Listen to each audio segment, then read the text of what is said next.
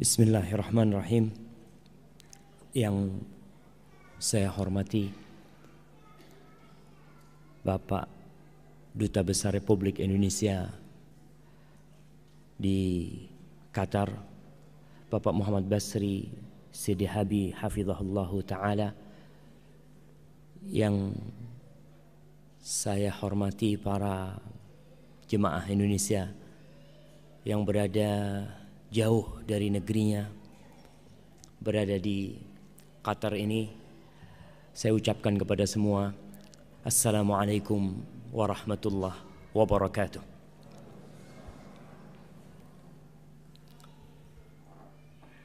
Alhamdulillah alladzi arsala rasulahu bil huda wa dinil haqq liyudhhirahu 'ala ad-dini kullihi walau karihal musyrikun. Segala puji bagi Allah Jalla Jalaluh yang telah mengutus Rasulnya dengan petunjuk dan agama yang benar, dengan Al-Quranul Karim dan dinul Islam, agar Allah memenangkan agamanya di atas seluruh agama, walaupun orang-orang musyrik membenci hal itu. Para jamaah, Allah menurunkan Al-Quran bukan untuk hiasan dinding. Allah menurunkan Al-Quran bukan hanya untuk ruqyah tatkala seseorang sakit. Allah menurunkan Al-Quran bukan hanya sebagai pendamping orang yang hendak meninggal dunia. Tapi Al-Quran sejatinya adalah hudan lil muttaqin, petunjuk buat orang-orang yang bertakwa. Tapi kitanya yang kadangkala kurang mensyukuri Al-Quran yang Allah turunkan. Allahumma salli wa sallim wa zid wa barik wa an'im ala sayyidina wa maulana wa qurrati a'yunina Muhammad wa ala alihi wa ashabihi ajma'in. Ya Allah, semoga salawatmu, salam, berkah dan nikmatmu senantiasa kau curahkan untuk hamba kekasihmu, untuk manusia termulia, untuk makhluk terindah yang pernah ada di muka bumi ini. Beliau alaihi salatu wassalam mengatakan, ana sayyidu waladi Adam yaumal qiyamah wala fakhr. Beliau mengatakan, aku adalah yang termulia di antara anak-anak Adam pada hari kiamat. Dan beliau mengatakan itu bukan untuk bersombong, tapi untuk menunjukkan bahwa beliau adalah makhluk termulia yang pernah ada. Semoga salat itu bersambung. Bismillah.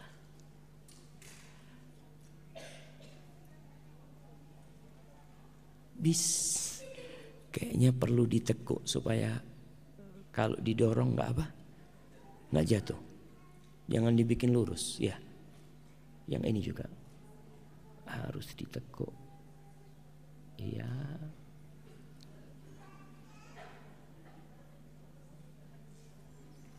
Nah, kembali kita bersolawat untuk manusia termulia, yang beliau itu nggak butuh sama solawat antum. Kalau semua orang di Doha ini nggak bersolawat buat Nabi pun, sesungguhnya Allah dan para malaikatnya telah bersolawat selalu buat beliau. Tapi kita nih yang ngaku umat Islam, apalagi ibu-ibu yang banyak waktu kosong, seharusnya waktu itu diisi untuk bersolawat untuk Nabi Muhammad SAW. Ketika menyapu, ketika masak, ketika menggendong putra atau putrinya, lantunkan salawat untuk Rasul sallallahu alaihi wasallam. Bayangkan Nabi alaihi salatu wasallam itu pernah sujud syukur. Lalu beliau ditanya sama para sahabatnya tentang sebab sujud syukurnya beliau. Beliau mengatakan, tadi Jibril datang kepadaku wa basyarani, dan dia memberikan kabar gembira kepadaku, anna man shalla alaika salatan sallallahu alaihi biha asyra. Kalau ada satu orang yang bersalat untukmu satu kali, Satu kali kita bersalawat untuk Nabi alaihi salatu wassalam, maka Allah akan bersalawat 10 kali. Bayangkan jamaah, Allah yang menciptakan 7 lapis bersalawat kepada antum. Maka sebanyak apa keinginan antum untuk Allah bersalawat kepada antum, maka sebanyak itu pula salawat yang harus antum sampaikan untuk Nabi alaihi salatu wassalam. Tapi ingat, Nabi gak butuh mau salawat bapak-bapak dan ibu-ibu, gak butuh. Kenapa? Karena Allah sudah bersalawat. Innallaha wa malaikatahu yusalluna 'alan nabi. Sesungguhnya Allah dan para malaikatnya itu bersalawat buat Nabi. Bayangkan kalau kita tahu berapa jumlah malaikat yang bersalawat buat Nabi. Nabi alaihissalam pernah mengatakan, Attatis sama wa huqalaha an ta'itta. Langit itu merintih dan pantas dia merintih. Ma min maudhi'i arba'ati asabi'. Tidak ada satu tempat yang luasnya 4 jari kecuali ada malaikat yang sujud di sana. Bayangkan, ada malaikat Allah yang tiap hari masuk ke Baitul Ma'mur, jumlahnya 70.000. Tiap hari masuk ke Baitul Ma'mur. Dan mereka masuk kemudian keluar. Yang keluar ini tidak pernah masuk lagi sampai kiamat. Tiap hari masuk baru malaikat 70.000. Itu semuanya bersolawat buat Nabi. Bayangkan, Allah itu ingin memberikan kehormatan kepada kita. Maka dia berfirman, Ya ayyuhalladzina amanu sallu alaihi wa sallimu taslima. Wahai orang-orang yang beriman, bersalawat dan bersalamlah kalian untuk Rasul SAW. Sebuah kehormatan antum bisa bersalawat. Sebuah kemuliaan tatkala seorang hamba bisa duduk mengatakan, Allahumma salli ala Muhammad. Antum setiap hari tatkala tasyahud, antum ingat enggak sama Rasul sallallahu alaihi wasallam? Ketika antum mengatakan assalamu alayka ayyuhan nabiyyu wa rahmatullah wa barakatuh. Kadangkala lewat, tidak hadir di diri kita bahwa kita sedang bersalawat, bersalam untuk makhluk termulia, untuk Nabi kita. Maka kita perlu untuk memperbanyak salawat buat Nabi alaihi salatu wassalam, untuk keluarga beliau, untuk istri-istri beliau ya. Ibu-ibu kalau bicara istri Nabi ya, mungkin kalau sekarang jadi istri pejabat itu enak. Semua yang diinginkan didapat. Karena tema kita adalah tentang keridhaan seorang hamba, bahwa itu adalah kebahagiaannya. Antum kalau tahu istri Nabi alaihissalatu wassalam sering kali gak makan di rumahnya. Istri Nabi ini, istri makhluk yang paling Allah cinta. Makanya kalau kita bicara kalau harta itu bukti cinta Allah, pasti Allah akan kasih kekayaan kepada Nabi alaihissalatu wassalam. Tapi harta itu bukan bukti cinta. Fir'aun kaya raya, Qarun kaya raya, tapi itu bukan bukti cinta. Maka istri Rasulullah SAW, kita pantas untuk memberikan salawat buat mereka juga, minta sama Allah agar Allah menyambung salawatnya untuk istri-istri Nabi. Seringkali Nabi masuk rumahnya sallallahu alaihi wasallam bertanya, hal min ta'am, ada yang bisa dimakan? Apa kata istri Nabi?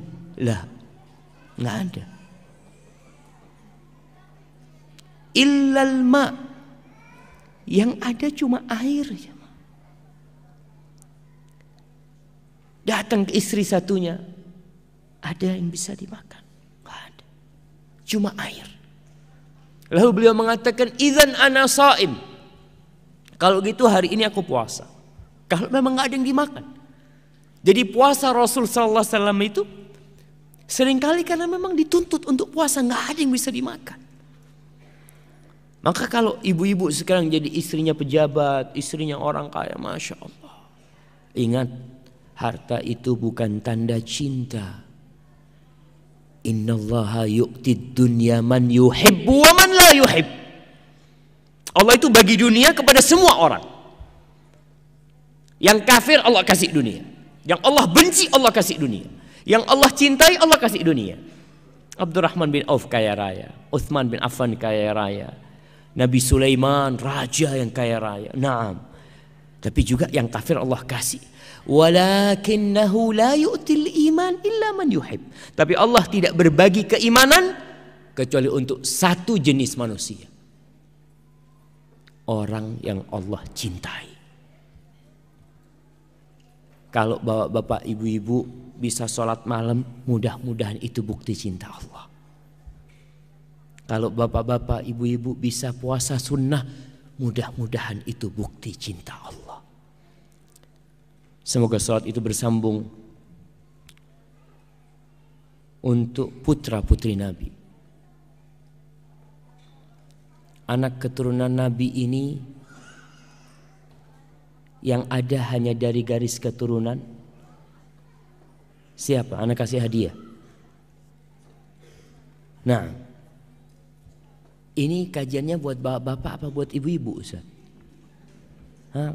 Bapak-bapak nganter doang gitu. Nah, buat ibu-ibu pertanyaannya. Ada mic enggak di situ? Baik, tafadhali.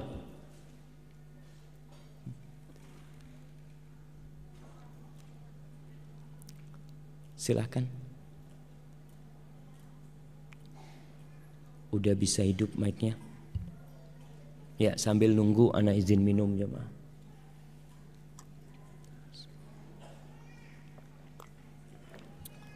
Panitia bisa dibantu, kayaknya mic-nya nggak hidup ya.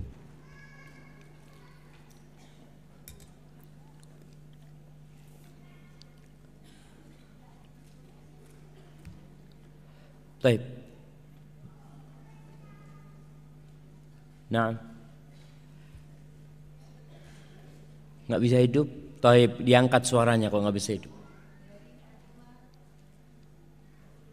Dari Fatimah, taib, anaknya Fatimah, siapa yang punya keturunan? Hasan dan Husain saja. Hasan nggak punya anak. Masya Allah, nggak apa-apa, kita kasih hadiah separuh. Ana maunya kasih 2, jadi kasih 1. Nah, jazakillah khair. Taib, mana yang mau mengantarkan hadiahnya? Ya, keturunannya itu dari Hasan dan Husain. Karena keduanya hidup, bahkan Hasan ini yang sering menikah, anaknya banyak. Sedangkan yang anak keturunan Husain itu hampir semuanya tewas ketika kejadian perang di Karbala. Yang tersisa yang masih kecil pada waktu itu adalah Ali ibn Husain ibn Ali ibn Abi Thalib yang terkenal dengan sebutan Ali Zainal Abidin. Dari situ keturunannya Husain. Adapun yang lainnya banyak dari keturunan Hasan bin Ali bin Abi Thalib radhiyallahu taala anhu. Taib. Dan kita juga menyampaikan salawat ini untuk para sahabat Nabi, yang terutama mereka 4 sahabat, Abu Bakar As-Siddiq, Umar bin Khattab, Utsman bin Affan, dan Ali bin Abi Thalib, serta seluruh sahabat Nabi yang mereka telah berjuang demi tegaknya agama Allah ini dan sampainya kepada kita, radhiyallahu taala anhum ajma'in. Amma ba'd. Ma'asyiral muslimin wal muslimat rahimakumullah. Allah menciptakan kita untuk satu target. Kita diciptakan bukan untuk cari makan. Kita diciptakan bukan untuk bangun rumah atau memiliki kendaraan. Kita diciptakan bukan untuk membangun gedung-gedung yang tinggi, gedung-gedung yang lebar, la. Tapi tujuan kita diciptakan adalah satu, yaitu mengabdi kepada Allah Jalla Jalaluh. Apa bedanya kita sama kerbau?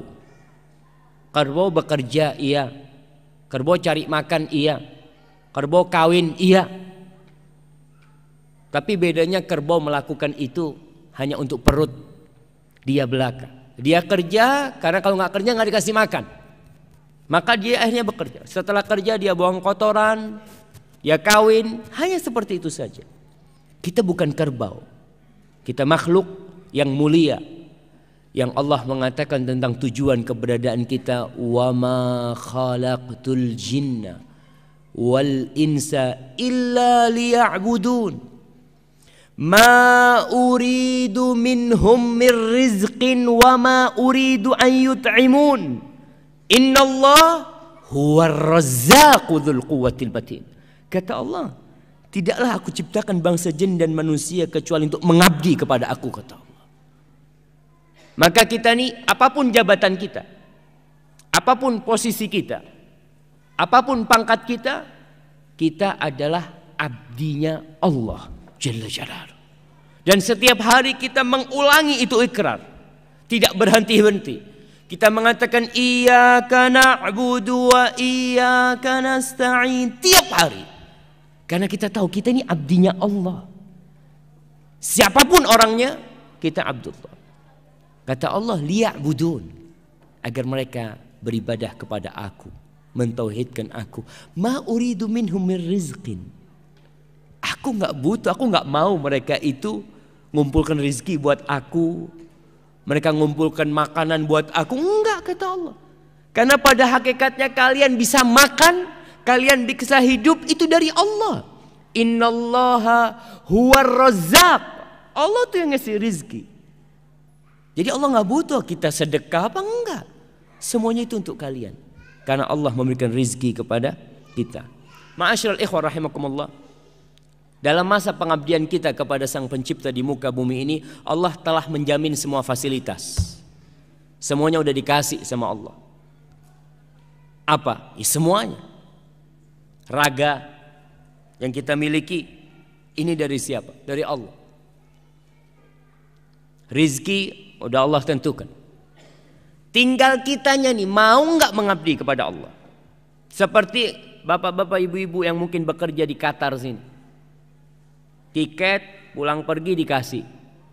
Kalau nggak dikasih ya dikasih duit untuk beli tiket pulang pergi. Mobil dikasih. Rumah dikasih.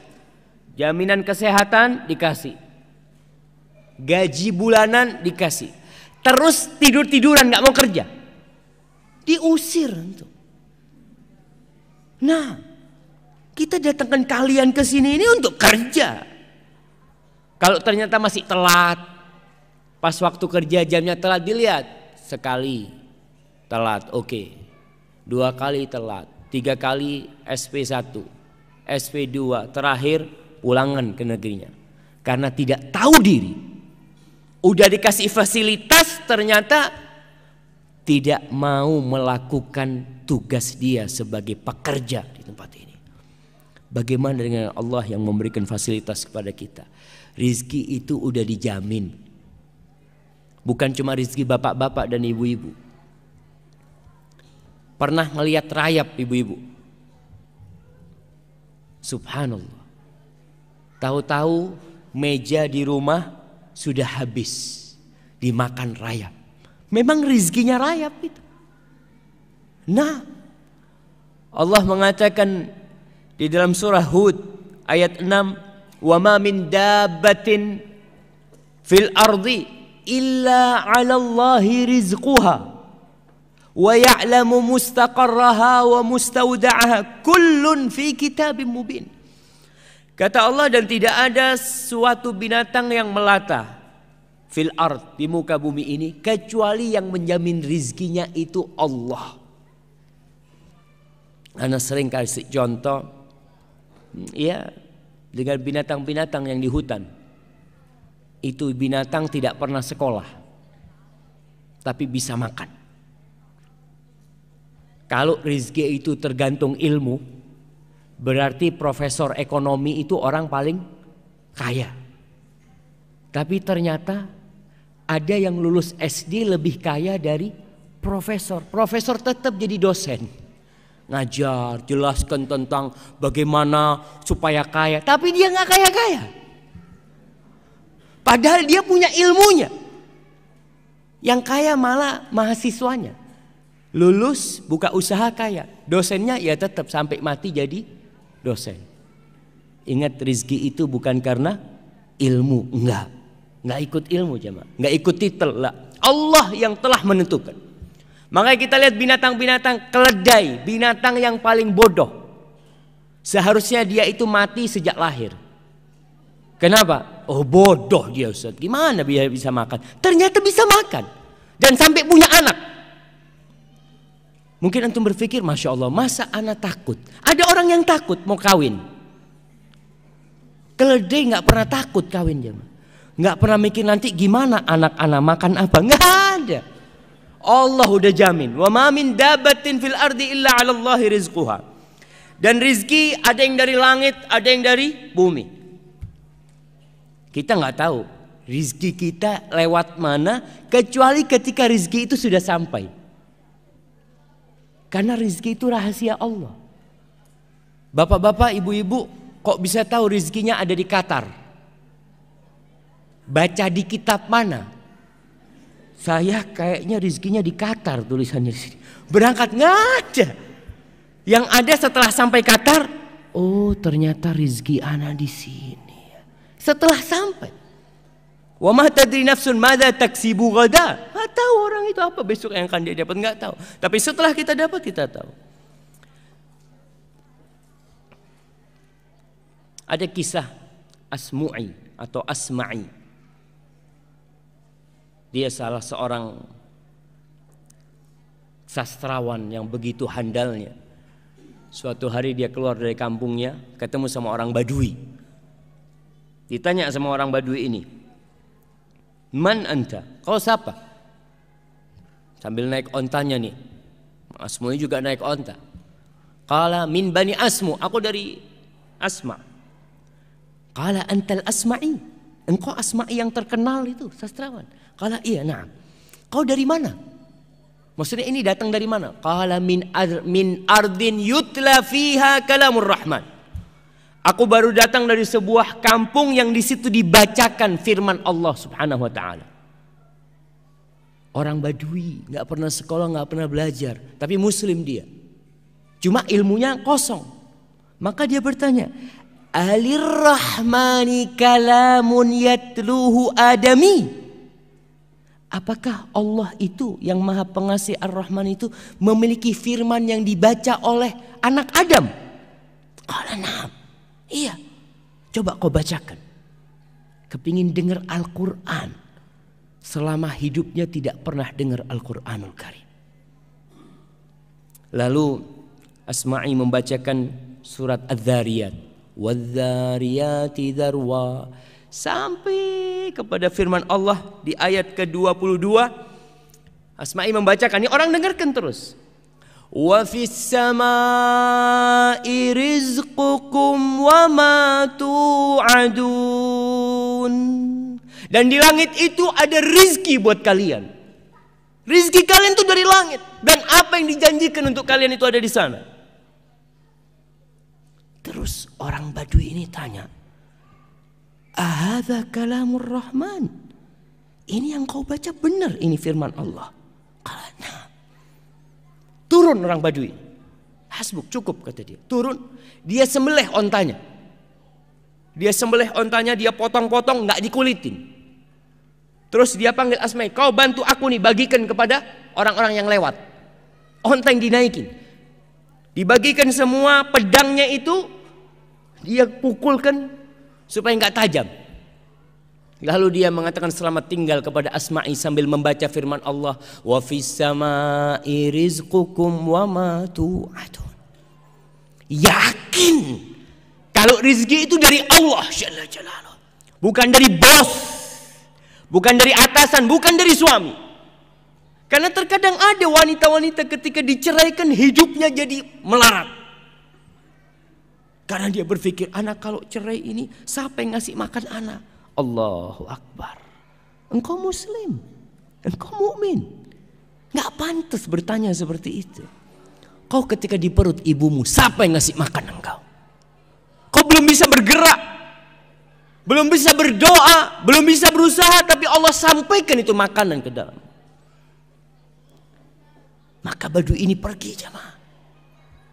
Meninggalkan, kata Asma'i, ajib, kata dia. Aku berulang kali baca ayat ini tapi tidak membekas di hatiku. Tapi ini orang Badui pertama kali dia dengar. Langsung menumbuhkan keimanan. Dan kita tahu itu salah satu khasiat kalamullah. Idza tuliyat alaihim ayatuhu zadathum imana wa ala rabbihim yatawakkalun. Tuh, orang-orang beriman apabila dibacakan kepadanya ayat-ayat Allah, bertambah keimanan mereka. Dan mereka bertawakal kepada Allah Jalla Jalaluh. Kita kadang-kadang enggak. Kita baca biasa aja. Maka kita perlu belajar dari orang Badui itu. Apa yang menyebabkan keimanan itu bisa tumbuh di dalam hatinya? Maka para jamaah, rizki ada yang dari langit, ada yang dari bumi.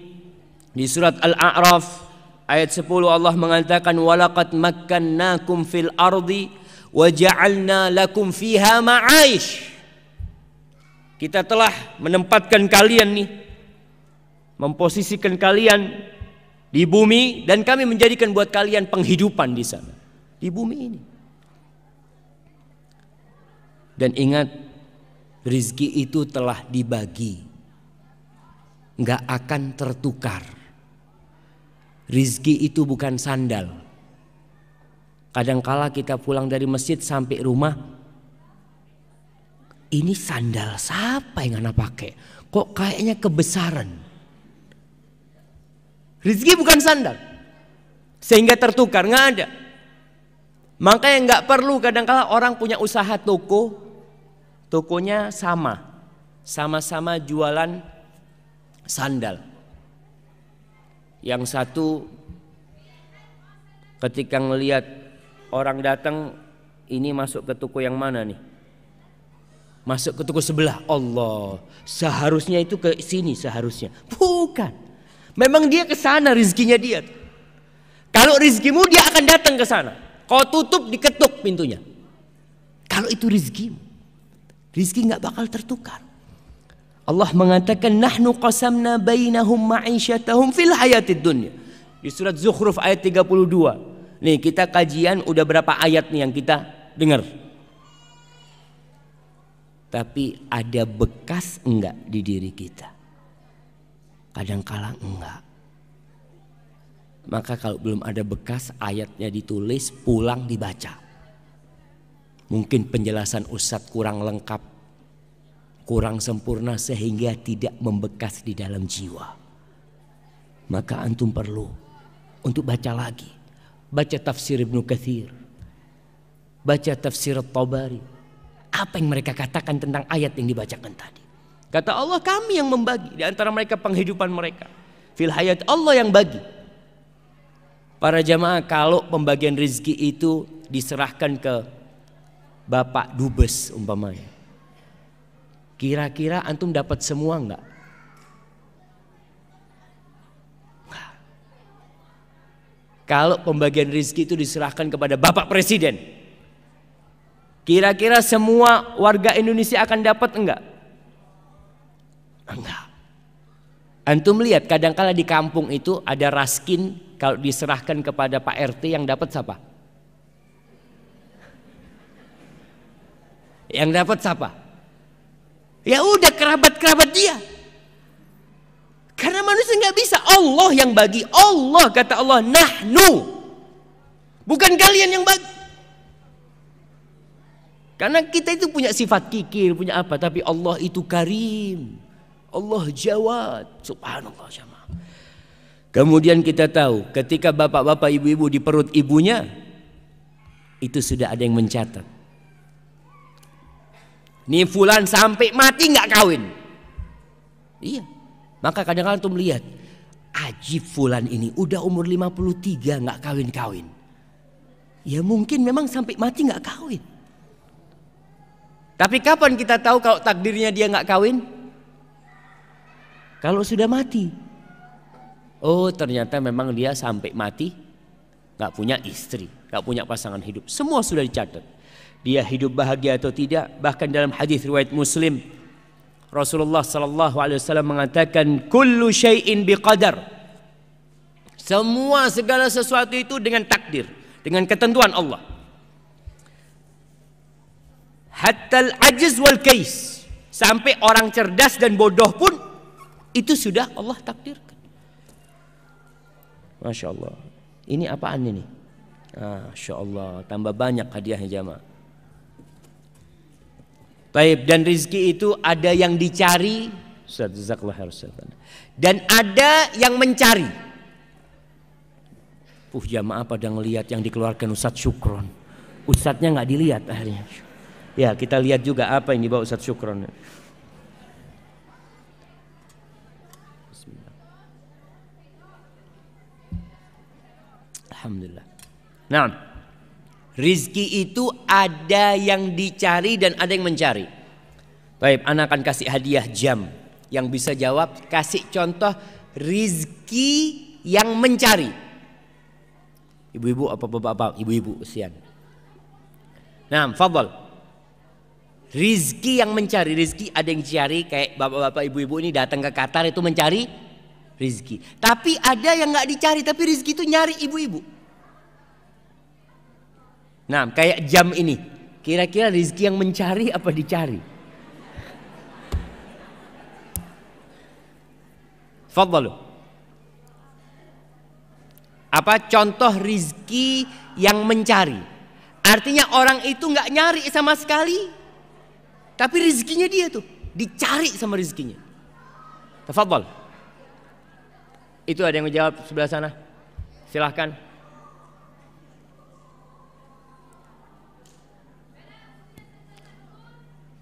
Assalamualaikum. Waalaikumsalam warahmatullahi wabarakatuh. Hadiah Ustaz. Hadiah, Masya Allah, betul. Iya, sahih. Antum kadang-kadang duduk di rumah ada kiriman. Ini dikasih Pak Dubes, Masya Allah. Kan rizkinya nyari antum. Antum nggak nyari itu. Nah, hadiah ini termasuk rizki yang mencari antum. Di antaranya warisan. Warisan itu termasuk rizki. Nyari nggak antum warisan? Kalau orang nyari warisan, artinya dia kepingin bapaknya cepat mati, dibunuh bapaknya, malah dia nggak dapat warisan. Anak yang bunuh bapaknya itu karena untuk warisan, malah nggak dapat warisan. Karena warisan ini rizki yang mencari. Antum tenang, tahu-tahu duduk di rumah, innalillahi wa inna ilaihi raji'un. Telah meninggal ayah antum, alhamdulillah. Alhamdulillah. Kenapa anak dari dulu kepingin fulus? Kata dia, ini bapak dengan mati-mati dari dulu. Na'udzubillah kalau ada orang yang seperti itu. Tapi itu termasuk rizki yang mencari, nggak dicari jemaah. Warisan, hadiah. Kita lihat ada rizki-rizki yang Masya Allah tidak dicari. Ada rizki yang dicari, ke antum bekerja dari pagi sampai sore, kemudian akhir bulan dapat gaji, antum mencari itu rizki. Tapi tahu-tahu akhir tahun mengatakan, bapak dapat hadiah umroh, Masya Allah. Antum nggak nyari, tapi dikasih hadiah. Wa hadhihi ad-dunya. Kita harus melihat mana rezeki kita. Kemudian sebagian ada yang rizkinya disempitkan. Ada yang habis kaya jatuh miskin. Ada yang habis jadi general manager di PHK. Udah enak posisinya, tahu-tahu harga minyak turun. Gimana? Allah. Kalau ustadz nggak ikut harga minyak kan ustadz. Mau naik mau turun ustadz tetap jadi ustadz. Tapi kalau yang kerja di perusahaan minyak harga minyak turun ya mau nggak mau dipulangin kan gitu. Dikurangin, ada pengurangan. Kalau yang dikurangin ternyata suaminya ibu-ibu. Apa yang ibu-ibu lakukan? Ibu-ibu sekarang suaminya belum di PHK kan? Belum. Bisa jadi besok di PHK. Bisa nggak? Bisa aja mah. Bisa. Kita ini semua dalam penantian. Tidak ada buat kita yang pasti. Kita mengatakan bapak di sini kontrak 10 tahun. Kita percaya sama kontrak itu. Tapi ternyata ada yang kontraknya dibatalkan. Mau apa? Antum nggak bisa berbuat apa-apa. Maka ingat, Allah itu sudah berjanji akan memberikan ujian. Di surah Al-Baqarah ayat 155 sampai 157 Allah mengatakan wala nabluwannakum, dan pasti kata Allah kami akan menguji kalian. Ujiannya itu apa? Bisyai'in minal khauf, dengan sedikit rasa takut. Takut ditinggal mati anak. Kadangkala anak sakit, mulai hati ini bingung. Panasnya lebih 40. Anaknya kejang-kejang. Yang namanya pikiran gak karu-karuan. Ini rasa takut Allah uji. Ibu-ibu diuji rasa takut, mungkin suaminya kawin lagi. Itu termasuk ujian rasa takut, ya Allah. Sampai ada seorang suami ngomong sama istrinya, istriku, Masya Allah, dia ngomong sama istriku, kau lebih suka aku kaya atau miskin? Ibu-ibu lebih suka suaminya kaya apa miskin? Ibu-ibu lebih suka suaminya kaya apa miskin? Kaya tapi kawin lagi. Allah Ustaz. Milih mana ibu-ibu? Milih mana, miskin? Gimana? Kaya tapi setia katanya. Loh, emangnya Nabi SAW gak setia? Nabi itu istrinya banyak, setia Nabi SAW. Jangan dikatakan orang kalau kawin lagi ini pengkhianat, bukan. Nah, itu harus diluruskan itu. Kalau selingkuh, berzina, nah itu pengkhianatan. Oke, kita ulangin lagi pertanyaannya. Suami kaya apa suami miskin? Gak apa-apa kawin lagi. Itu tuh suami kalau mulai banyak duitnya, dia ngomong, Insya Allah ini sudah bisa bikin rumah satu lagi nih. Nah, duit udah banyak, ini buat apa gitu loh. Makanya ibu-ibu kalau suaminya kaya suruh banyak sedekah. Nah, ketika suaminya tambah, bang abang bangun masjid aja bang, kata dia. Nah, supaya gak bangun rumah lagi dia. Gak apa-apa, diarahkan. Ini termasuk mengarahkan suami untuk kebaikan. Karena biasanya orang kalau sudah punya kelebihan, pikirannya ya mau bantu orang lain. Dia lihat itu ada janda, kesian itu, ya Allah, kata dia. Maka ya sudah diarahkan. Abang kalau mau bantu itu janda, carikan orang suruh ngawinin dia bang. Kasih duit, kata dia. Supaya duitnya habis suaminya. Tapi ibu-ibu kadang-kadang gak suka. Namun itu termasuk rasa takut. Takut ujian dari Allah. Takut suaminya kawin lagi. Doa, ya Allah, jangan sampai suami anak kawin lagi. Si suami doa, ya Allah, mudah-mudahan istriku ridho aku kawin lagi. Insya Allah. Kuat-kuatan doa, bismillah. Kalau ternyata suaminya kawin lagi, Allah, kayaknya doa suami yang dikabulkan, ya Allah. Rasa takut itu ujian. Rasa takut semuanya. Rasa takut di PHK, rasa takut dimutasi. Kalau mungkin ada orang-orang yang kerja di pemerintah, dia sudah nyaman, takut kalau dia dimutasi.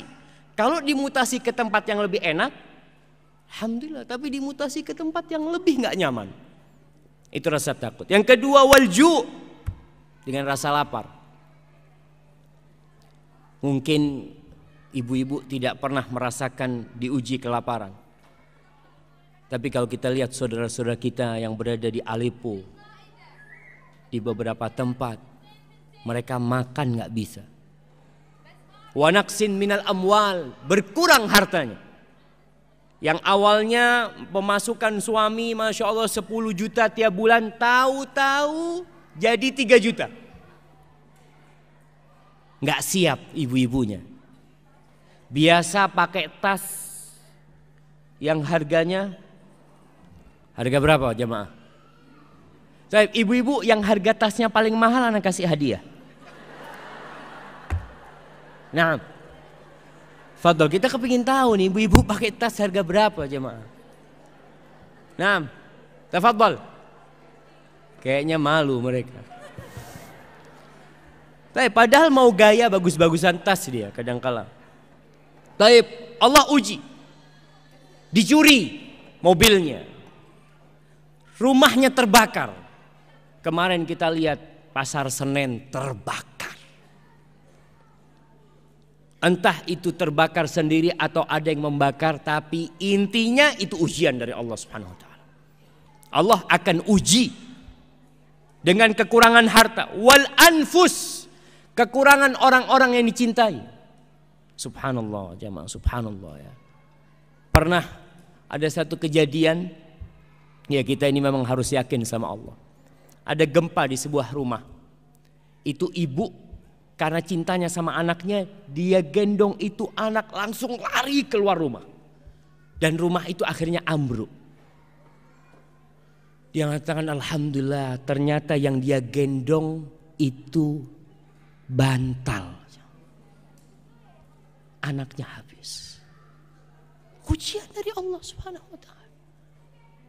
Maka kita harus siap. Dan ujian ibu-ibu ini ya di sini kalau kita lihat ya, karena sebagian orang itu merasa ujian dia begitu besarnya di sini. Allah, kalau antum lihat rumah-rumah yang hancur di Aleppo, anak-anak yang dikeluarkan hanya tinggal kakinya dari runtuhan gedung-gedung. Kadangkala anak 5 orang mati semuanya, tinggal anaknya kecil yang masih hidup. Bayangkan bagaimana ujian mereka. Saudara-saudara kita yang pernah kejadian tsunami di Aceh. Subhanallah, ketika itu musim haji. Banyak orang yang pulang haji, rumahnya nggak ada. Anaknya semua nggak ada. Orang tuanya nggak ada. Tinggal dia sama istrinya aja. Melihat reruntuhan itu jamaah. Ujian dari Allah. Wassamarat, ya, kekurangan buah-buahan. Pertanian gagal. Perkebunan tidak sukses. Itu semua ujian dari Allah Subhanahu wa taala. Lalu Allah katakan wabasyiris sabirin. Berikan kabar gembira kepada orang-orang yang bersabar. Siapa sih orang-orang yang bersabar itu? Alladzina idza asabathum musibatun qalu. Mereka adalah orang-orang kalau kena musibah tidak menyalahkan siapa-siapa. Nggak perlu antum menyalahkan siapa-siapa.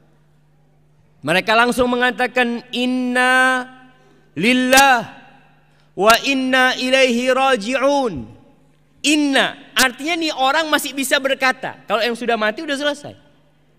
Orang ini yang kena musibah, kata-kata dia adalah sesungguhnya kami milik Allah. Bukan cuma anakku, bukan cuma rumahku, bukan cuma mobilku. Inna, aku ini milik Allah. Kalau Allah mau ambil, Allah ambil. Wa inna ilaihi raji'un. Dan sesungguhnya kami akan kembali kepada Allah Subhanahu wa ta'ala. Itu yang perlu kita bacakan. Akan dapat apa orang yang membaca hal itu tatkala kena musibah? Ana kasih hadiah. Orang kalau mengatakan inna lillahi wa inna ilaihi raji'un dan dia bersabar dapat apa? Bapak-bapak. Ana bapak-bapak sekarang tunggu. Kesian bapak-bapaknya nih. Nah, fadhal. Yang pertama salawat dari Allah. Yang kedua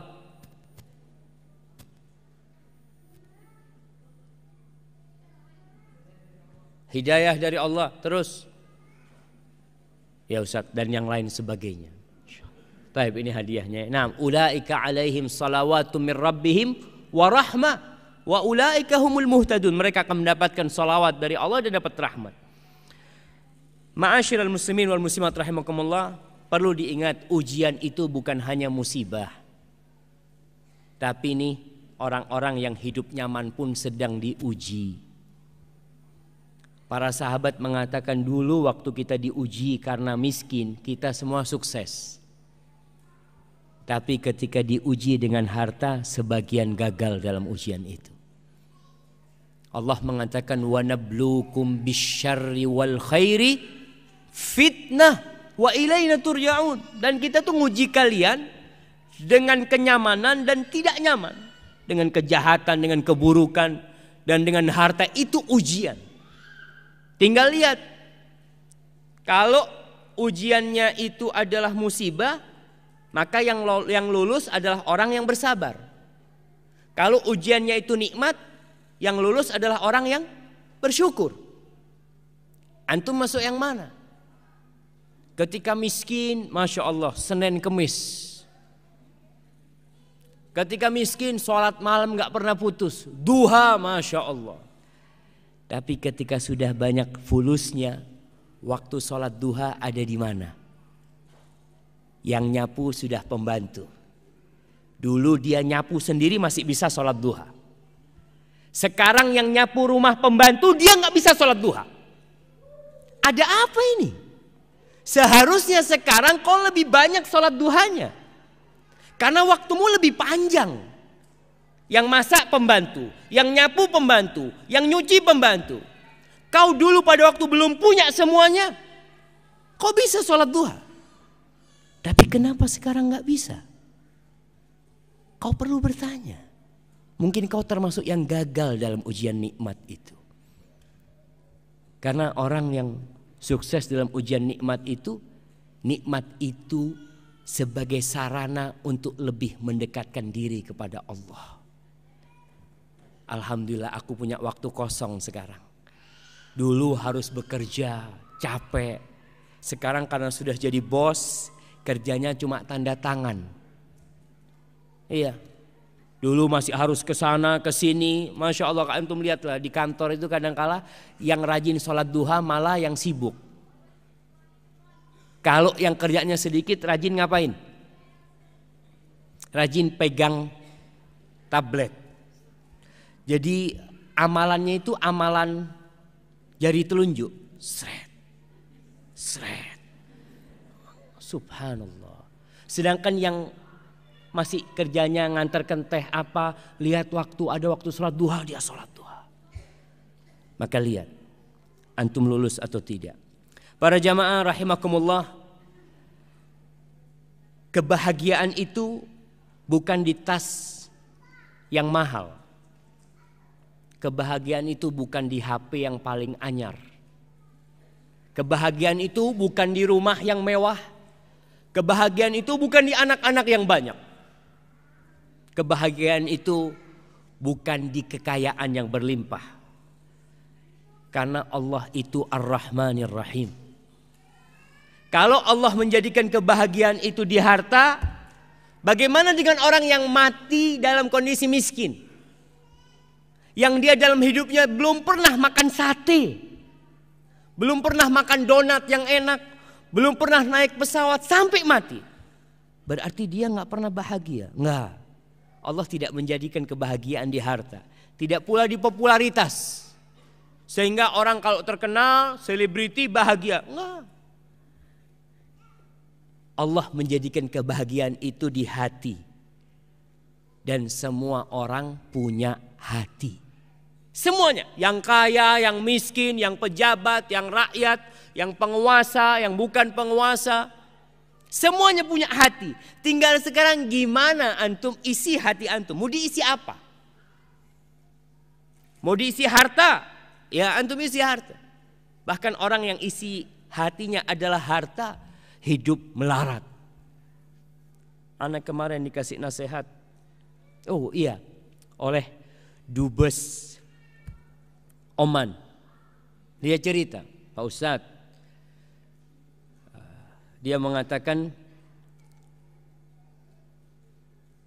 kapal di atas air itu nggak apa-apa Ustadz.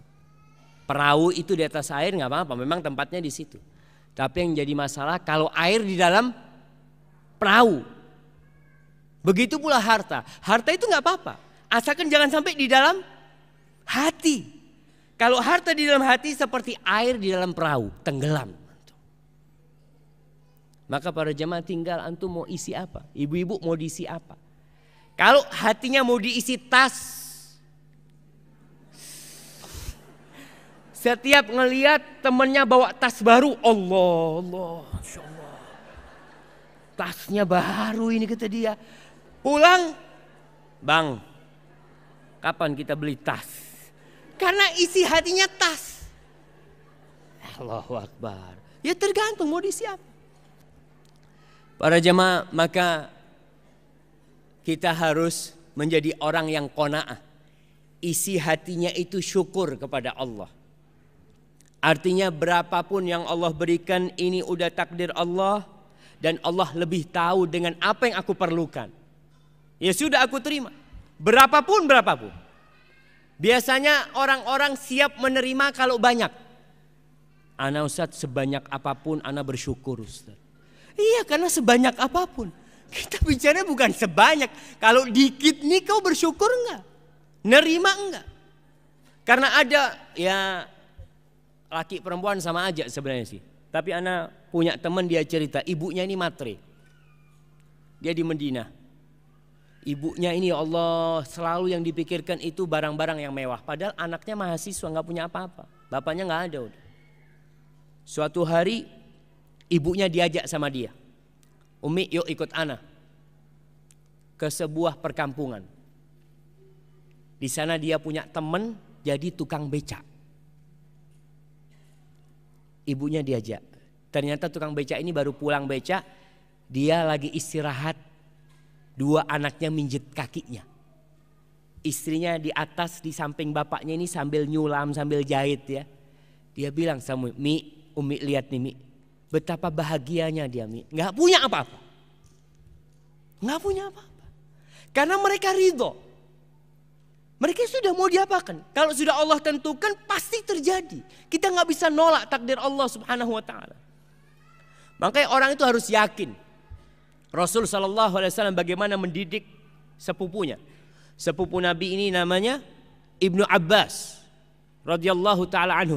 Dididik keimanan nih. Supaya dia itu yakin dengan takdir Allah subhanahu wa ta'ala. Bapak-bapak, ibu-ibu, kalau takdirnya di Qatar sampai 2018. Walaupun semua teman-teman di kantor hasut bagaimana orang ini di PHK. Nggak akan bisa. Itu yang ditanamkan ke dalam hati seorang bocah kecil oleh Rasulullah SAW. Wa'lam annal ummata law ijtama'at ala an yanfa'uka bi syai'in la yanfa'uka illa bi syai'in qad katabahu Allahu lak. Ketahuilah kau. Ini kita harus punya ilmu nih. Karena dengan ilmu kita jadi faham. Ketahuilah engkau, ini ilmu nih. Andai kata seluruh umat, seluruh manusia yang ada di Jazirah Arab, seluruh manusia yang ada di Asia, seluruh manusia yang ada di muka bumi ini, mulai Eropa, dataran Eropa, Afrika, Australia, semuanya berkumpul untuk memberikan manfaat kepadamu. Mereka tidak akan bisa memberikan manfaat kecuali sesuatu yang sudah Allah takdirkan buat engkau. Nggak bisa. Subhanallah jemaah. Ini perlu kita tanamkan di dalam hati kita. Wa'lam law ijtama'u ala an yadurruka bi syai'. Kalau mereka berkumpul untuk membahayakan dirimu. Bagaimana dua orang ini bisa bercerai umpamanya suami istri? Bagaimana anak ini bisa durhaka sama orang tuanya? Bagaimana orang ini bisa dipecat di perusahaan itu? Seluruh perusahaan berkumpul untuk memecat antum, untuk memutasi antum. La yadurruka illa bisya'in qad katabahu Allahu alaih. Mereka tidak akan bisa melakukan itu kecuali kalau itu sudah ditentukan untuk engkau. Rufi'atil aqlam wa jaffatis suhuf. Pena sudah diangkat dan lembaran itu sudah kering. Tinggal kita menjalani takdir kita, nerima dengan apa yang ditentukan. Kalau istrinya harus meninggal dunia, ya sudah. Kalau suaminya harus meninggal dunia, kita terima itu takdir Allah SWT. Dan orang yang memiliki hati yang menerima, yang qanaah, kata Imam Syafi'i, beliau mengatakan, "Idza kunta dza qalbin qanu', fa anta wa malikud dunya sawa." Kalau engkau memiliki hati yang nerima, yang ridha dengan takdir Allah, engkau walaupun gak punya apa-apa, sama raja paling kaya di muka bumi ini sama, gak ada bedanya. Karena nerima, orang nerima itu artinya apapun yang dia dapat, alhamdulillah. Bahkan orang kaya kadang-kadang gak menerima. hari itu biasanya penghasilan dia 10 juta. Hari itu 7 juta. Sakit hati jemaah. Padahal 7 juta. Nih tukang becak dapat 50 ribu. Pulang dengan tersenyum ngomong sama anaknya. Alhamdulillah nak, bapak dapat duit 50 ribu. Nih orang kaya 7 juta gak bersyukur. Masalahnya apa? Hatinya yang lagi gak benar. Ma'asyiral ikhwah rahimakumullah. Berkaitan dengan qanaah ini subhanallah. Kanzun la yafna. Menerima itu adalah sebuah harta karun, harta simpanan yang tidak habis. Kalau antum punya uang 1 triliun habis. Sakit masuk rumah sakit, biaya rumah sakit bermiliar-miliar. Dari Qatar gak bisa nanganin ke Eropa. Diobatin di Eropa gak sembuh, balik ke sini ternyata asetnya satu persatu sudah habis. Karena yang dia miliki adalah harta. Tapi kalau kau memiliki jiwa yang qanaah, yang menerima dengan takdir Allah, apapun yang dibawa, maka insya Allah engkau akan menjadi seperti orang paling kaya di muka bumi ini. Ma'asyiral ikhwah rahimakumullah. Apa yang akan didapat oleh orang yang qanaah? Orang yang menerima dengan nikmat yang Allah berikan, dengan ketentuan yang sudah Allah tuliskan. Yang pertama, hatinya akan penuh keimanan. Catat nih. Dan keyakinan kepada Allah. Ketika dia qanaah, ya sudah, kayaknya memang kayak gini nih takdirnya Allah buat aku. Namun tetap dia berusaha. Kita tadi udah bilang ada rizki yang dicari, ada rizki yang mencari. Tetap sebagai manusia berusaha. Rizki yang mencari itu datang sendiri. Antum nggak boleh duduk-duduk. Anak, kau lagi ngapain di sini? Ya, anak lagi menunggu rizki yang mencari anak. Nggak mau bekerja, duduk di masjid. Nggak, tetap kau harus berusaha. Karena kita tidak tahu dengan takdir Allah Subhanahu Wa Taala. Orang yang qanaah, hatinya akan dipenuhi keimanan dan yakin sama Allah. Ibnu Mas'ud radhiyallahu taala anhu mengatakan, "Inna arja ma akunu lirizq idza qalu laysa fil baiti daqiq." Kata Ibnu Mas'ud, aku nih baru mengharapkan rezeki. Jadi kondisi yang di situ aku paling mengharap rezeki itu kalau keluargaku ngomong, di rumah sudah habis tepungnya. Tepungnya sudah habis. Artinya di rumah udah nggak ada yang bisa dimakan. Itu baru orang, dia mulai berharap kepada Allah SWT. Tapi kalau enggak, alhamdulillah dia menerima. Al-Imam Ahmad bin Hanbal mengatakan, asarru ayyami, hari yang paling aku senangi. Asarru ayyami ilayya yaumun usbihu wa laysa indi syai'. Hari yang paling aku gembira di situ adalah hari ketika hari itu aku nggak punya apa-apa. Kenapa jamaah? Karena hati kita akan bulat hanya untuk Allah Subhanahu Wa Taala. Ya udah, mau minta sama Allah sudah. Itu antum kalau qanaah. Kemudian orang yang qanaah hidupnya bahagia. Di surat An-Nahl ayat 97 Allah mengatakan, man amila salihan min dzakarin aw untha wa huwa mu'minun falanuhyiyannahu hayatan thayyibah wa lanajziyannahum ajrahum bi ahsani ma kanu ya'malun. Kata Allah, barang siapa beramal soleh, lelaki atau wanita. Kita lihat nih orang-orang yang mengatakan Islam itu bias gender. Baca nih ayatnya. Allah mengatakan barang siapa beramal soleh, lelaki atau wanita, wa huwa mu'min, dengan catatan dia beriman. Catatannya nih iman. Yang pertama kita katakan tadi, faedah orang qanaah itu iman. Yakin dia. Nih orang beriman mengatakan la ilaha illallah Muhammad Rasulullah sallallahu alaihi wasallam, apa yang akan didapat? Falanuhyiyannahu hayatan thayyibah. Pasti kami akan berikan kepadanya penghidupan yang baik. Penghidupan yang baik. Ingat, penghidupan yang baik. Bukan Allah akan kasih rumah yang lebih luas. Bukan Allah kasih jabatan yang lebih tinggi. Bukan Allah perbanyak hartanya. Allah akan berikan kehidupan yang penuh dengan kebahagiaan. Itu di dunia. Walanaziyannahum ajrahum bi ahsani ma kanu ya'malun. Dan kami akan berikan pahala buat dia yang terbaik dari apa yang mereka perbuat. Allah akan kasih pahala yang paling baik buat dia. Ali bin Abi Thalib, Ibnu Abbas, Hasan al-Basri, ketika dia mentafsirkan ayat ini, hayatan thayyibah. Apa maksud hayatan thayyibah? Kata mereka, hiyal qanaah.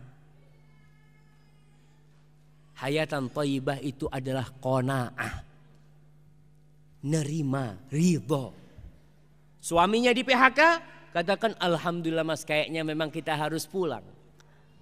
Dek, tapi kita masih banyak utang. Tenang mas, kan kita punya Allah. Allah itu Rabbul Alamin. Allah itu yang punya Qatar dan isinya. Allah itu yang punya dunia dan isinya.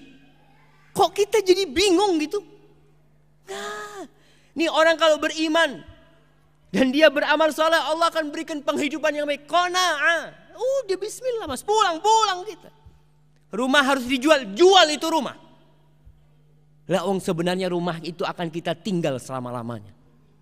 Kita sekarang tinggal sementara, mungkin kita masih bisa beli lagi. Tapi rumah itu sejatinya akan kita tinggal selama-lamanya. Karena kita bakal mati. Nih orang yang qanaah, hidupnya akan bahagia. Ya tentunya dengan beramal soleh. Yang ketiga, orang yang qanaah itu akan pandai bersyukur. Artinya tidak gampang, bahasa Jawanya itu gak gampang nelongso. Apa nelangsa? Nelangsa itu apa? Gak galau. Oh Masya Allah. Gak gampang galau. Ya dia akan bersyukur. Dan ingat, di antara salah satu cara setan menyesatkan manusia atau mengajak manusia masuk neraka, membuat mereka tidak bersyukur. Setan ini bersumpah kepada Allah. Ketika dia diusir dari neraka, maka dia bersumpah, qala fa bima aghwaytani la aqudanna lahum siratakal mustaqim. Ya karena Allah engkau sudah menghukumi aku sesat, maka aku akan berhenti, aku akan berjaga, akan duduk di semua jalan-jalannya manusia itu. Akan digoda dari depan, dari belakang, dari kanan, dari kiri. Lalu setan mengatakan, wala tajidu aktsarahum syakirin. Dan kau akan dapati kebanyakan hambamu tidak bersyukur. Nah, dengan semua pemberian Allah gak bersyukur. Tadi seakan-akan ketika di PHK, nikmat Allah itu cuma fulus. Allahu Akbar. Nikmat Allah itu banyak jamaah. Ibu-ibu nih kalau gaji suaminya selama 30 tahun di Qatar. Ingat 30 tahun di Qatar. Diganti dengan mata ibu-ibu. Artinya 2 bola mata ibu diambil dikasih gaji selama 30 tahun. Mau ibu-ibu? Enggak. Tapi yang dilihat fulus terus. Yang lainnya bukan nikmat. Ya orang yang qanaah akan tahu, ya Allah nikmat Allah itu banyak. Maka ingat, kebanyakan orang-orang itu tidak mensyukuri nikmat Allah. Dan Allah mengatakan, wa qalilun min ibadiyas syakur. Sedikit dari hambaku yang pandai bersyukur, sedikit kata Allah. Syakik Al-Balkhi, dia pernah bertanya kepada gurunya Ibrahim bin Adham. Ditanya ini Syakik sama gurunya, gimana hidupmu kata dia. Ya in ruziktu syakartu wa in muni'tu sabartu. Ya aku kalau dapat rezeki aku bersyukur. Kalau nggak dapat apa-apa ya aku bersabar. Apa katanya Ibrahim bin Adham? Hakada ta'malu kilabu balkhin indana. Anjing di kampungku sama kayak gini kerjanya. Anjing di kampungku sama kayak gini. Artinya anjing itu kalau dikasih makanan dia makan. Iya, dia mengatakan in ruzik tuh akal tuh. Kalau aku dikasih rezeki aku makan. Kalau nggak dikasih rezeki aku sabar nggak makan. Anjing-anjing di kampungku sama kayak gini. Kalau dilemparin daging dia makan, nggak dilemparin dia diem doang. Maka muridnya tanya, oh berarti aku sama anjingmu. Kalau kau gimana guruku? Apa kata gurunya? Amma ana idza ruziqtu athartu wa idza muni'tu syakartu. Kalau aku dapat rezeki aku berbagi. Enggak dimakan sendiri. Kalau aku dapat rezeki aku berbagi. Kalau aku dihalangi dari rezeki aku bersyukur. Kenapa bersyukur? Tadi nikmat Allah ini banyak jemaah. Dan bisa jadi antum enggak punya rezeki itu nikmat dari Allah. Bayangkan orang ketika enggak punya rezeki, sebelum azan sudah ada di masjid. Dia ketika lagi susah, enggak ada kerjaan, dengar sebelum azan dia sudah ke masjid. Ketika punya duit enggak ke masjid kecuali kalau qomat. Berarti lebih nikmat mana? Dia dapat ke masjid sebelum azan dan punya rezeki ke masjid ketika qomat. Berarti ketika dia nggak punya rezeki itu malah lebih nikmat sebenarnya buat dia. Tapi kita kadang-kala lupa. Maka ingat orang yang qanaah itu akan senantiasa bersyukur kepada Allah. Kalau punya rezeki dia berbagi, bukan dimakan sendiri. Kalau dia nggak dapat rezeki, ya dia bersyukur karena nikmat Allah itu banyak sekali. Para jamaah rahimakallah, disebutkan dalam sebuah hadis yang diriwayatkan oleh Ibnu Majah dan dihasankan oleh Busiri bahwa Nabi alaihissalatu wassalam mengatakan, kun wari'an takun a'badan nas. Jadilah engkau orang yang wara', engkau akan menjadi orang yang paling ahli ibadah. Wa kun qani'an takun ashkaran nas. Jadilah engkau orang yang senantiasa qanaah nerima, engkau akan menjadi orang yang paling pandai bersyukur. Jadi enggak pernah nelangsa. Apapun yang datang, alhamdulillah, alhamdulillah. Suaminya pulang umpamanya, "Dek, hari ini enggak dapat apa-apa. Alhamdulillah mas pulang sehat." Fadhal. Ada istri yang kayak gitu. Suaminya datang enggak bawa apa-apa. Ya Allah, gimana mas? Ini sudah habis ini nasinya. Allahu Akbar. Tapi kadang-kala kita enggak sampai habis nasinya jemaah. Kita mungkin nggak bisa beli pulsa sekarang. Nggak punya duit itu nggak bisa beli pulsa. Allah yahfad min kulli syarr. Maka jamaah orang yang qanaah ini tidak akan gampang mengadukan Allah kepada makhluknya. Dia tidak akan gampang curhat kepada orang lain. Kita ini kadang-kala curhat kepada orang lain kalau lagi susah. Kalau lagi dapat nikmat, diam 1000 bahasa. Kalau lagi susah datang, Allah kata dia, suamiku ini kayaknya lagi punya masalah. Ini itu cerita sama orang lain. Sejatinya orang yang cerita itu sedang menceritakan Allah. Allah nih kasih susah sama suamiku. Makanya Ibnu Jauzi menceritakan ada orang yang mengadukan kesulitan rizki kepada temannya. Mereka mengatakan kepada orang ini, tashku man yarhamuka ila man la yarhamuka. Engkau mengadukan Allah Ar-Rahman kepada makhluk yang tidak pengasih. Seharusnya kita itu ngadu sama orang kalau dikasih nikmat. Allah mengatakan fa'amma bi ni'mati rabbika wa amma bi ni'mati rabbika fahaddits. Adapun dengan nikmat yang Allah berikan kepadamu, ceritakan. Kita malah kalau dapat rezeki takut cerita. Kenapa takut cerita? Takut minta ditraktir temennya. Dia padahal seharusnya ketika punya rezeki ngomong alhamdulillah. Ini termasuk bentuk syukur jamaah. Alhamdulillah suamiku habis dapat bonus. Biasanya ibu-ibu suaminya kalau dapat bonus cerita enggak sama ibu-ibu? Cerita enggak? Enggak. Ibu-ibunya dapat cerita dari orang. Suamimu lagi dapat bonus. Ini suaminya datang, kau tahu dari mana aku dapat bonus? Ada bocoran banyak di situ tuh. Baik. Jadi kemudian yang keempat, orang yang qanaah itu akan jadi orang paling kaya. Karena kata Rasul sallallahu alaihi wasallam, "Laisal ghina an kathratil 'arad, walakinnal ghina ghinan nafs." Kekayaan itu bukan dengan banyaknya aset dan harta benda, bukan. Kekayaan itu kekayaan jiwa aja. Maka kau kalau qanaah, masya Allah, dunia akan datang, kau nggak minta datang. Rasulullah sallallahu alaihi wasallam mengatakan, "Man kanatid dunya hammah." Barang siapa yang dunia itu menjadi ambisi dia. Ini ibu-ibu, bapak-bapak meninggalkan negerinya ke sini, ambisinya dunia. Apa yang akan terjadi? Kata Rasul sallallahu alaihi wasallam, "Ja'alallahu faqrahu baina 'ainaihi wa shattata 'alaihi syamlah wa lam ya'tihi minad dunya illa ma qaddara lahu." Barang siapa yang dunia menjadi ambisi dia, Allah akan jadikan kemiskinan, kefakiran itu jadi kacamata dia.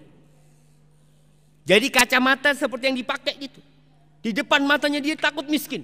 Selalu takut miskin. Makanya kenapa orang-orang kaya kadangkala jamaah semua diasuransikan. Pernah ngeliat tukang ojek mengasuransikan motornya? Atau tukang becak? Saya ini mau ikut asuransi. Nggak ada tukang becak ikut asuransi. Yang ikut asuransi itu malah orang kaya aja. Mobilnya 10 semua diasuransikan. Kenapa? Karena ada kefakiran di depan dia. Takut dia. Nanti kalau tabrakan gimana? Nanti kalau dicuri gimana? Nanti semua ketakutan itu ada di depan mata dia. Ja'alallahu faqrahu baina ainai. Di depan matanya kemiskinan. Sehingga dia terus cari lagi. Terus menumpuk hartanya karena takut.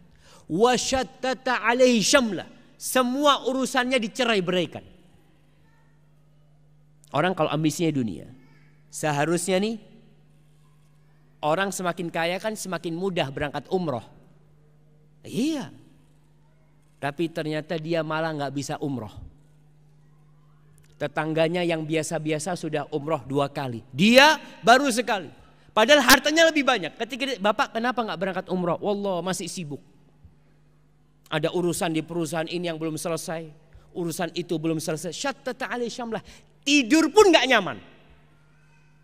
Karena urusannya bingung itu loh. Besok ada meeting di sini. Besok ada rapat di situ. Besok ada ini. Semua jadi berat buat dia. Urusannya gak sederhana. Makanya anak terus terang kadang-kadang itu heran. Ada orang yang kaya raya masih susah tidur. Habis isya gak bisa tidur. Tukang becak jamaah, habis isya itu udah ngorok. Sedangkan ini yang duitnya banyak masih, padahal kasurnya sudah paling mahal. Udah pakai AC. Tukang becak tidur berkeringatan. Tapi bisa tidur, bangun sudah segar. Nih orang kaya minum pil tidur pun belum bisa tidur. Padahal banyak duitnya. Ada apa? Tuh. Karena ambisi dia itu dunia. Padahal dunia itu tidak akan datang kecuali sesuai dengan yang ditentukan. Artinya kalau dia tidak terlalu sibuk pun dunia itu akan datang. Dia udah punya 10 perusahaan. Dia disibukkan dengan 10 perusahaan itu karena ambisinya dunia. Padahal kalau dia ambisinya akhirat, rizkinya tetap jam. Tapi karena ambisinya dunia malah dia melarat hidupnya. Wa man kanatil akhiratu hammahu ja'alallahu ghinahu fi qalbih wa jama'a lahu syamlah wa atathu dunya wa hiya raghimah. Barang siapa yang akhirat itu jadi ambisi dia, artinya dia usaha cari harta untuk akhirat. Oke, dia di dunia butuh ongkos, dia butuh rumah, naam. Dia butuh anaknya mau sekolah harus ada tabungan, naam. Tapi tetap ambisi dia akhirat. Dia punya 2 perusahaan. 2 perusahaan ini sudah mencukupi. Tapi dia buka yang ketiga. Bapak kenapa buka yang ketiga? Naam. Hasilnya buat Allah Subhanahu wa taala. Buka lagi yang keempat. Kenapa? Buat anak di akhirat nanti. Ini yang aku miliki, semua aku tinggal. Yang ini, 2 perusahaan ini buat Allah. Orang yang kayak gini, mau bangkrut, mau rusak perusahaannya, apa kata dia? Itu sudah untuk Allah. Jadi nggak ada kebingungan di dalam hati. Tapi kalau ambisinya dunia, Masya Allah. Tambah perusahaan, tambah susah hidupnya. Kemudian wajah ma'alai syamlah. Urusannya Allah sederhanakan. Bisa kumpul sama keluarga. Kumpul sama anak-anak. Bisa ngaji bareng anaknya Allah jamaah. Kadangkala orang kaya raya pulang rumah masih jam 9 malam. Berangkat kerja jam 7 pagi. Kapan ketemu anaknya? Gak bisa. Seharusnya kalau menurut kita ini orang kaya, seharusnya lebih sering di rumah. Kan duitnya udah banyak. Tapi malah dia lebih sering keluar. Ke rumah hanya untuk tidur. Urusannya gak selesai-selesai. Tapi kalau urusannya akhirat, Masya Allah. Antum datang ke rumah gak akan takut. Antum sudah titipkan itu perusahaan kepada Allah Subhanahu Wa Taala. Antum datang ke rumah, Allahu Akbar jamaah. Wa atathu dunya wa hiya raghimah, dan dunia akan datang kepada, dipaksa dunia datang. Kadang-kala loh, Masya Allah, kasih rezeki lagi, dikasih rezeki lagi. Kemarin ana cerita di Oman tentang, atau kemarin tadi malam ana ceritakan tentang orang yang berangkat haji, bagaimana dia bisa berangkat haji 3 kali karena ambisi dia adalah akhirat. Ma'asyiral ikhwah rahimakumullah, kita lihat bagaimana Rasulullah sallallahu alaihi wasallam qanaah dalam kehidupan ini. Kasur beliau, ya belum kasurnya. Rumah Nabi berapa kali berapa jemaah? Ana kasih hadiah. Nah, ada jam di sini. Ibu-ibu ini kepingin rumahnya 1000 meter. Berapa lantai? 2 lantai. Ada kolam renangnya. Ana mau tanya, berapa luas rumah Nabi Muhammad sallallahu alaihi wasallam? Rumahnya Aisyah. Tafadhal.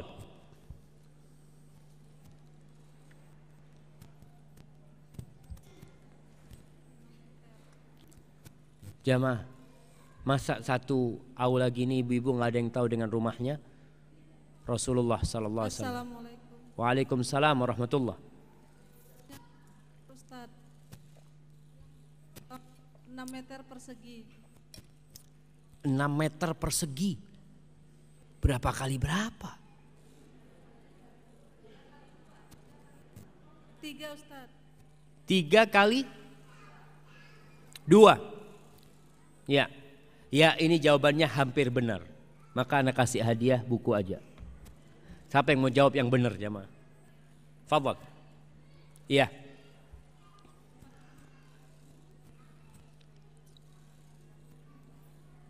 Jamaah kita sampai jam berapa ini? Ustaz? Sampai jam 10 Ustaz? Ini jam 10 lewat 11 sudah Ustaz. Nah, baik, silakan. Meter dan lebarnya hanya 3 meter. Berapa? 5 meter dan lebarnya hanya 3 meter. Nah, oke, nggak apa-apa. Ini yang hampir benar. Ana kasih hadiah jam. Fadhal. Iya, rumah Nabi itu jamaah. Ini betul 3 kali 5 itu yang kamarnya. Tapi ada halaman di depannya 2 kali 5. Jadi rumah Nabi itu 5 kali 5. Jadi 3 kali 5 itu kamar. Kemudian 2 kali 5 itu seperti teras halaman yang nyambung dengan pintu Masjid Nabawi. Di situ tuh Nabi dikuburkan sallallahu alaihi wasallam. Jadi Nabi dikuburkan bukan di dalam kamar, tapi di dalam teras yang nyambung dengan Masjid Nabawi. Rasulullah SAW ketika sakit beliau dirawat di sana, bukan di dalam kamar, sehingga Rasulullah SAW bisa melihat sahabat sedang sholat di dalam Masjid Nabawi. Itu Nabi SAW rumahnya kayak gitu. Sedangkan sebagian orang sekarang rumahnya, sekarang rumah minimalis berapa kali berapa? Berapa kali berapa jemaah? 21. 21. Berarti 3 kali 7. Masya Allah. Ya cocok itulah. Cuma 3 kali 7 saat 2 lantai. Kadang-kala ya rumahnya kecil tapi ke atas kan mereka itu. Baik, jamaah itu kita belajar qanaah dari Rasul sallallahu alaihi wasallam. Ibu-ibu diajarin kayak gitu. Lihat nih bagaimana qanaahnya Nabi alaihi salatu wasallam. Istri-istri Nabi pernah nuntut minta tambahan nafkah. Antum lihat kenapa istri Nabi nuntut sallallahu alaihi wasallam? Ya karena memang kurang jamaah. Mereka lebih sering nggak makan. Bahkan Aisyah radhiyallahu taala anha cerita pernah marra hilalun, thumma hilalun, walam yuqad fi baiti Rasulillah sallallahu alaihi wasallam nar. Berlalu rembulan. Kemudian datang rembulan selanjutnya, kemudian berlalu. Kemudian datang rembulan yang ketiga dan di rumah Nabi alaihi salatu wasallam kompornya tidak hidup. Bayangkan. Apa yang dimakan? Kurma sama air. Maka mereka pernah menuntut minta tambahan. Akhirnya ketika mereka minta tambahan nafkah, Rasulullah sallallahu alaihi wasallam sempat mendiamkan mereka selama 1 bulan. Ini sebagai bentuk pendidikan kepada mereka. Didiamkan istri-istri Rasulullah. Setelah sebulan Nabi mendatangi mereka. Turun firman Allah di surat Al-Ahzab ayat 28-29. Allah mengatakan, ya ayuhan nabi, wahai nabi, qul li azwajika, katakan kepada istri-istrimu. Nabi itu ngomong sama semua istrinya satu persatu, dimulai dengan Aisyah. Katakan kepada mereka, in kuntunna turidnal hayatad dunya wa zinataha fata'alaina umatti'kunna wa usarrihkunna sarahan jamila. Kalau kalian menginginkan kehidupan dunia, ambisinya dunia dan perhiasan-perhiasan dunia, yang gelang, yang baju yang bagus, kalau sekarang mungkin tas, mungkin mobil, mungkin kehidupan dunia yang diinginkan. Fata'alain, kalian sini. Aku akan berikan mut'ah, artinya kenikmatan kepada kalian. Aku akan kasih harta sama kalian. Wa usarrihkunna sarahan jamila. Kemudian aku akan ceraikan kalian semua. Ketika kalian tuntutan dia, aku akan ceraikan. Karena Nabi tidak mampu untuk memberikan, dan ini pendidikan. Masa istri Nabi ambisinya dunia? Wa in kuntunna turidnallaha wa rasulahu wad daral akhirata fa innallaha adda lil muhsinati minkunna ajran azima. Kalau yang diinginkan oleh kalian ini adalah Allah dan Rasulnya dan kehidupan akhirat, maka sesungguhnya Allah mempersiapkan untuk orang-orang yang berbuat kebajikan, orang-orang muhsinat dari kalian itu pahala yang besar sekali. Ternyata semua istri Nabi memilih Allah dan Rasulnya. Tidak ada yang diceraikan sama Rasul SAW. Dipilih, kau kalau mau sama aku ya aku kayak gini hidupku. Kalau kau mau dunia ya sudah aku kasih kau, nanti aku ceraikan. Semua istri Rasul SAW milih. Yang pertama milih Rasul dan Allah. Yang pertama ditanya itu Aisyah radhiyallahu taala anha. Aisyah ditanya, wahai Aisyah, kau pulang, kau ajak musyawarah bapakmu, orang tuamu, kau milih aku atau aku ceraikan? Apa kata Aisyah? Tentangmu aku musyawarah sama orang tuaku? Enggak, aku milih engkau. Kata Aisyah, Nabi, nanti kalau istri-istrimu tanya aku milih siapa, kau jangan kasih tahu ya. Kata Aisyah. Maksudnya mungkin istrinya nggak milih Nabi, jadi akhirnya Nabi buat Aisyah aja radhiyallahu taala anha. Ini Aisyah radhiyallahu taala anha ya. Begitulah kehidupan mereka yang menjadi madu buat istri-istri yang lain. Tapi akhirnya ingat, semua istri Nabi memilih Rasulullah SAW. Maka cara untuk qanaah, ibu-ibu, baca sejarah Nabi, baca kisah-kisah para sahabat-sahabat wanita. Kemudian datang ke kuburan. Ya bapak, kalau istrinya mulai bicara masalah tas, antum bilang, naik bismillah. Kemana? Ke kuburan. Iya, kita tahu ziarah kubur ini disyariatkan buat lelaki dan wanita. Dua-duanya disyariatkan. Cuma wanita ini nggak boleh sering ziarah kubur. Artinya sering ziarah kubur untuk nangis di kuburan. Tapi kalau datang ke kuburan untuk mengingat akhirat, tafadhol, datang. Maka kalau itu salah satu cara supaya kita tidak menjadi materialistis.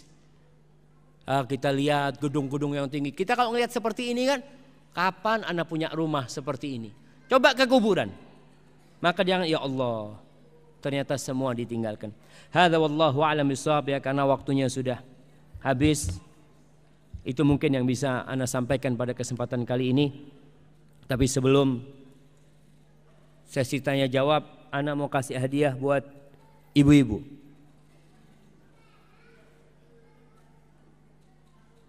Nah, Masya Allah. Nah, hadiahnya buat ibu-ibu yang bisa menyimpulkan ceramah tadi. Nah, mic-nya Ustaz, fadhal Ustaz. Kita udah selesai. Nah, iya.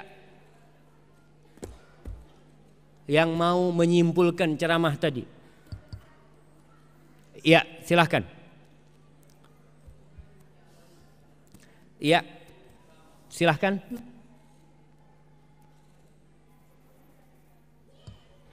Nah,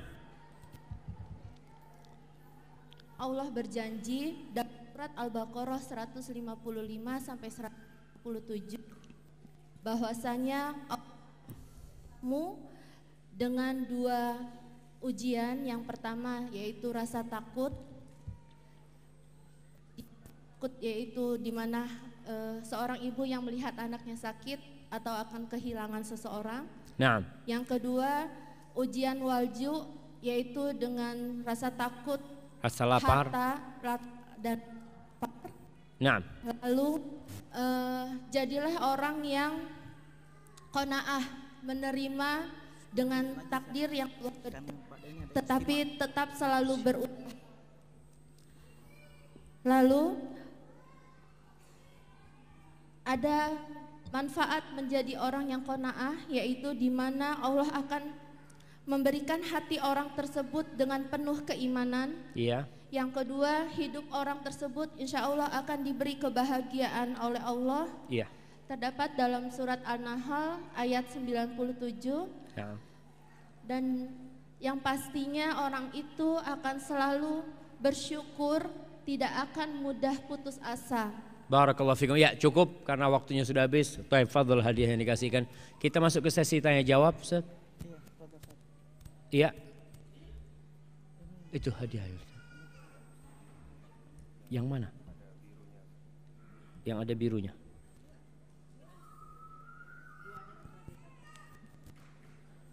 Nah, ini ada beberapa pertanyaan yang sudah dikirim. Assalamualaikum Ustaz, bagaimana menghadapi orang tua yang mengharapkan kita untuk menunjukkan hasil kerja di luar negeri supaya mereka bangga kita, padahal kita tidak ingin seperti itu. Bagaimana kita menghadapi hal seperti itu? Barakallahu fiik. Ya, berkaitan dengan menunjukkan nikmat itu diperbolehkan dalam batasan-batasan yang wajar. Artinya jangan sampai kita punya nikmat kita sembunyikan. Kita boleh dalam artian kita dikasih nikmat sama Allah pakai baju yang bagus. Kita dikasih nikmat duit banyak, ya pakai mobil yang lebih bagus, itu nggak apa-apa. Supaya orang tahu Allah kasih aku nikmat. Jangan sampai dikira orang ini miskin banget ya. Karena pernah di masa Rasul SAW ada seorang sahabat yang kelihatannya miskin. Pakaiannya compang-camping. Ditanya sama Nabi SAW, kau punya apa? Aku punya onta banyak, punya kambing banyak. Akhirnya Nabi marah sama sahabat ini. Allah itu suka apabila orang dikasih nikmat, nampak bekas nikmat yang telah Allah berikan kepada dia. Adapun kalau sudah yang diinginkan itu pamer, itu riya, maka tidak benar. Mungkin bisa ngomong sama orang tua ya, sebagai solusi, ayah, orang kalau menunjukkan kenikmatan itu biasanya nanti ada yang hasut, ada yang iri dan dengki. Makanya lebih baik tidak perlu pamer-pamer seperti itu. Tapi kita tetap menunjukkan rasa syukur kita atas nikmat yang Allah berikan, itu disyariatkan. Barakallahu fikum. Nah Ustaz, ini ada pertanyaan. Apakah benar tidak boleh sering-sering umroh? Baiknya sedekah saja karena negeri kita banyak orang susah. Alhamdulillah bisa umroh dan sedekah juga. Nah, Rasul sallallahu alaihi wasallam menganjurkan umatnya untuk sering-sering umrah. Jadi kalau kita bicara, maka kita bicara syariat, bukan pakai perasaan. Rasul sallallahu alaihi wasallam mengatakan tabi'u bainal haji wal umrah. Kalian ikuti itu haji dengan umrah. Maksudnya kita sering melaksanakan ibadah. Kenapa? Fa innahuma yanfiyanil kufra wal faqra kama yanfil qir khabathal hadid. Karena sesungguhnya umrah dan haji itu menghilangkan, menafikan kefakiran dan kekufuran. Jadi orang berangkat umrah, berangkat haji itu nggak tambah miskin jemaah.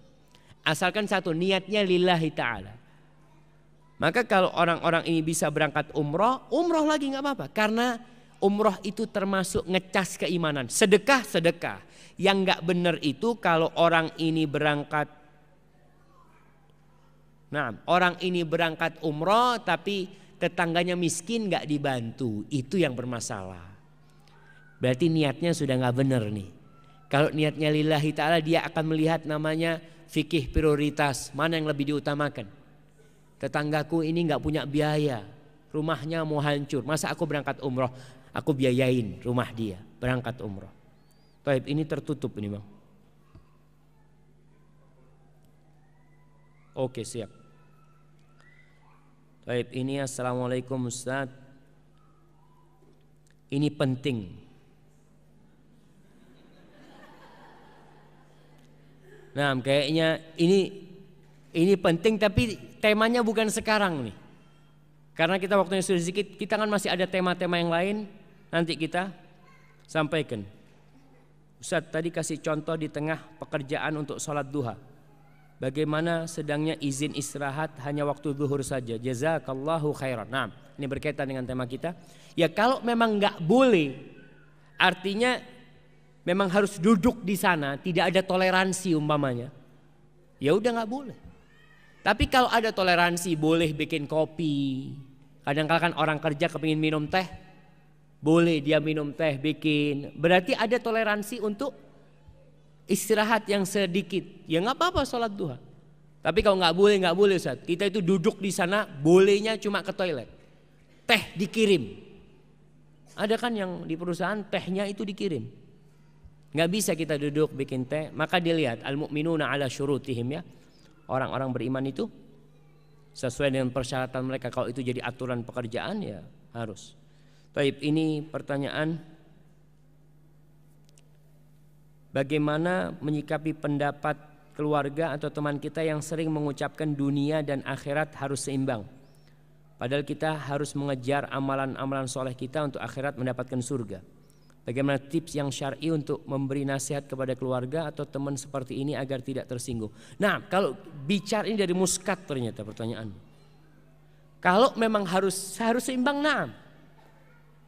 Kalau memang jujur seimbang. Kau kerja buat dunia berapa jam? Jam 7 sampai jam 4. Terus kerja akhirat berapa jam? Sholat cuma 5 waktu. Ngaji hari Jumat doang. Kadang-kala mereka ngomong seimbang tapi nggak seimbang, tetap lebih berat kepada dunia. Seimbang itu alhamdulillah sudah bagus. Yang terjadi kata Allah, bal tu'thirunal hayatad dunya. Yang terjadi itu kalian lebih mengutamakan kehidupan, itu yang terjadi. Wal akhiratu khairu wa abqa. Akhirat itu lebih baik dan lebih kekal. Jadi kalau bicara seimbang gini nih. Bicara seimbang itu waktu kita hidup di dunia 70 tahun. Waktu hidup di akhirat unlimited. Antum kalau seimbang ya seimbang. Berapa jam untuk yang selama-lamanya? Dan berapa jam untuk yang di dunia? Kayak orang yang digaji 2 juta sama digaji 10 juta. Apa kerjanya sama? Ya nggak mungkin. Begitu pula dunia akhirat. Anggap dunia ini 2 juta, akhirat 10 juta. Maka seharusnya kita bekerja lebih. Terus bagaimana ngasih tahu orang tua? Ya itulah, kita harus beradab kalau ngasih tahu orang tua ya. Pelan-pelan sambil ngobrol, sekali-kali bawa ke kuburan orang tuanya. Ini enggak apa-apa kita. Pak, ziarah yuk. Ibu nih meninggal, kita lihat kuburannya ibu.